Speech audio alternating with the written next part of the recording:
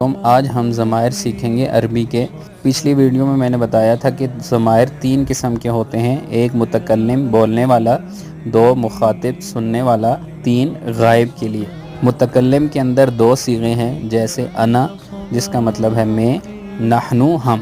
مخاطب کے اندر 5 صیغے ہیں، جیسے انتا تم مذکر کے لیے، انتی تم مونس کے لیے، انتما آپ دونوں یعنی کہ مونس مذکر دونوں کے لیے استعمال ہوتا ہے، انتم تم سب جمع مذکر کے لیے، انتنا تم سب جمع مونس کے لیے۔